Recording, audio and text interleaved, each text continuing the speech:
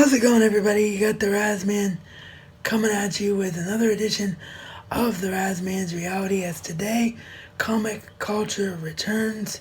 If you're new to the channel, the original idea that I had behind comic culture was a place in my channel where I would talk about the latest news that was related to all things superhero and superheroine, and react to what I thought about it.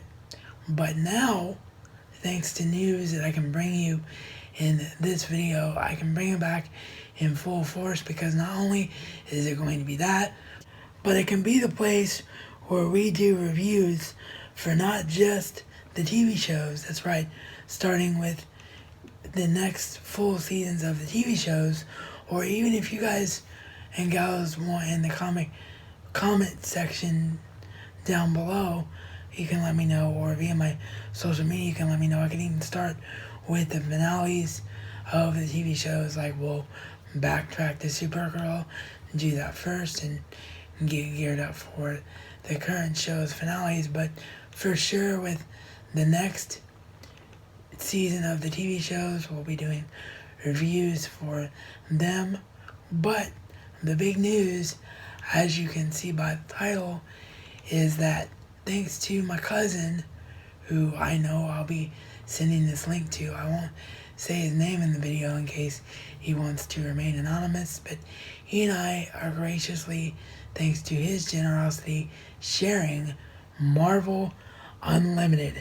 That's right, yours truly is going to be able to read a bunch of comics now, thanks to easy access from the digital way of doing things.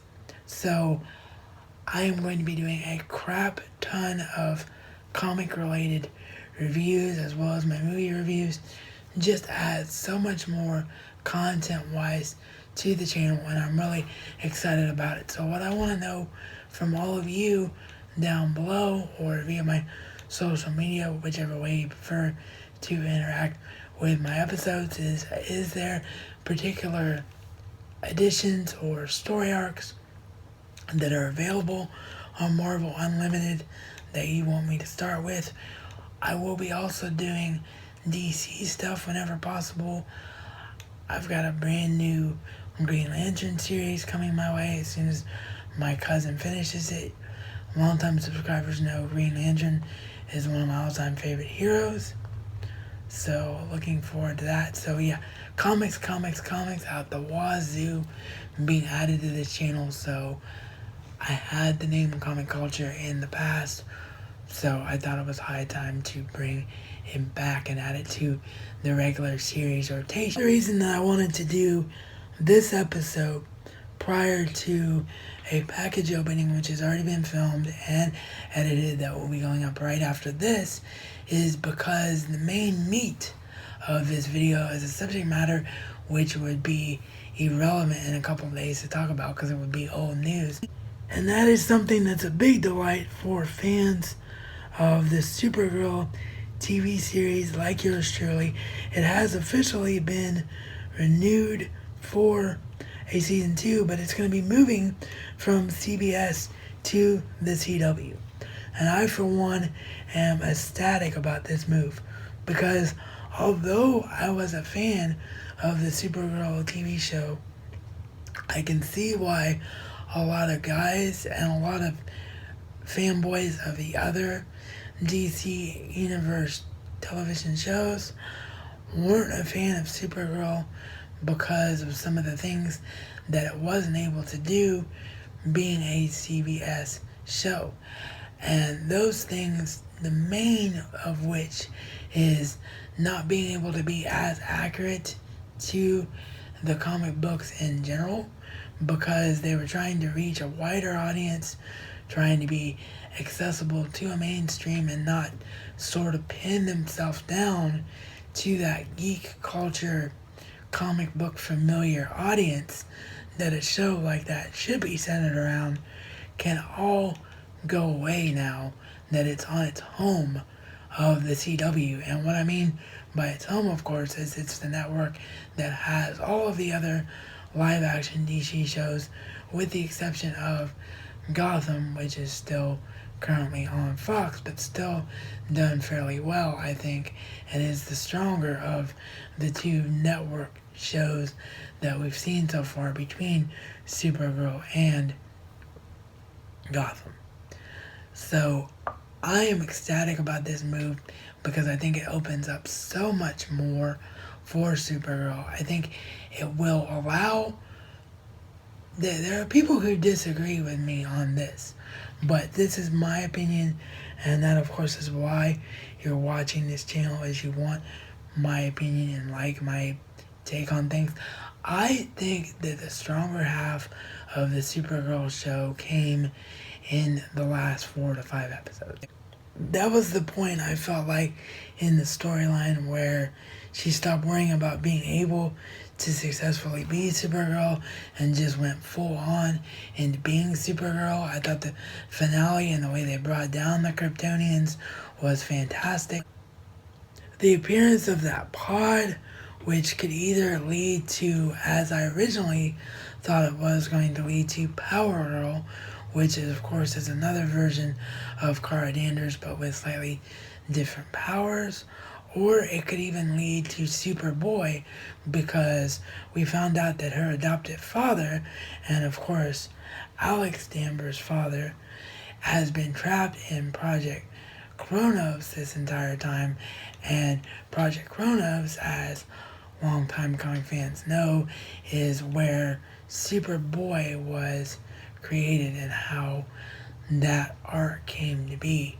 So I could, if they don't want to do a Superboy TV series right away, I could totally see that's how he is introduced into the DC universe, just like the Barry Allen Flash was introduced into the DC TV universe via Oliver Queen on Arrow. Superboy gets introduced to the DC universe TV-wise through Kara Danvers on Supergirl. So one of those two things is going to happen as a result of that storyline. And I know I mentioned earlier in the episode that we could start doing finale reviews if you guys wanted them by me backtracking to Supergirl.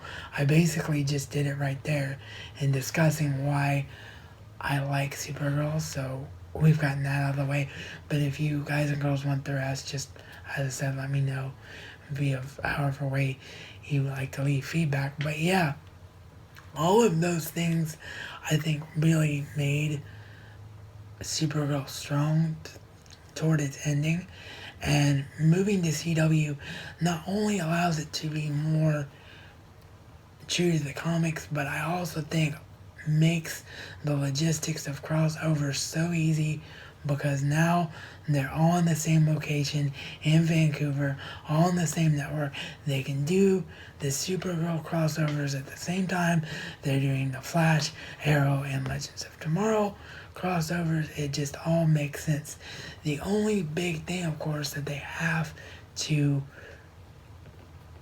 work out logistically is because Supergirl was on CBS, and CBS at the time wanted to keep Supergirl somewhat self-contained. They said that Supergirl was on a separate Earth.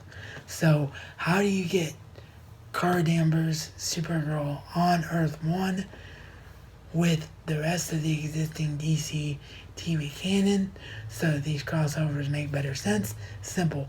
You do a version of Crisis on Infinite Earths, but you don't actually, of course, get rid of the multiverse, because the multiverse is awesome and it opens up so much more character possibilities, like what we're going to see with the meta-human version of Black Canary coming up next week on The Flash.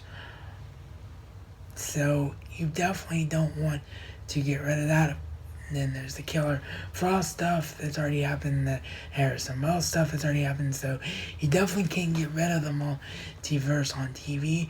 But what you can do is borrow elements from Crisis on Infinite Earths, have a threat happen within the crossover episodes of The Flash, Arrow, Supergirl, and Legends of Tomorrow. This huge 4-night, maybe even 3-night with 2 shows, and I'll get into that at the end, what I think might be best for Supergirl overall.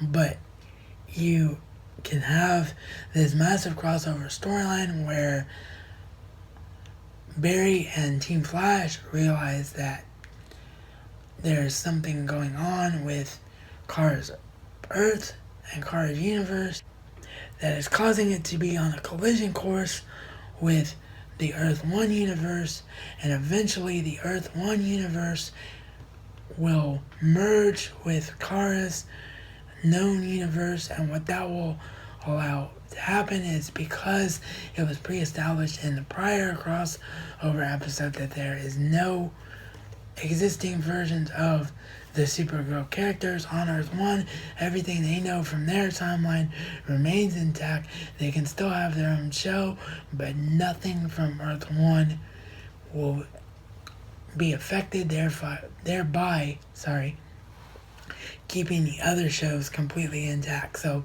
bada bang, bada boom, easy, simple. I don't think, however, if you're going to do that you should wait a lot of time to do it. You need to have that solved and solved quickly. So I would almost do it within the first 4 or 5 episodes, or at least by mid-season. You definitely don't want it toward the end of the season, like having unless CW is like, this is a new show with a new audience, it needs to stand on its own longer, then they might do it that way and keep continuity where it is more towards the middle, like the crossovers have been in the past. But I would rather see it at the beginning, so we know that Supergirl is fully connected to the existing DC TV canon. But I want to hear from you now, as my viewers. What did you guys and girls out there think of Supergirl? Did you watch Supergirl Season 1, or did you hear people being overly critical of Supergirl Season 1, but now that you know it's moving to the CW, where it's going to be able to flex its wings a lot more, are you going to give Season 1 a chance so that you can be up to date with where Supergirl is probably going to be picking up with, beginning with Season 2 on the CW?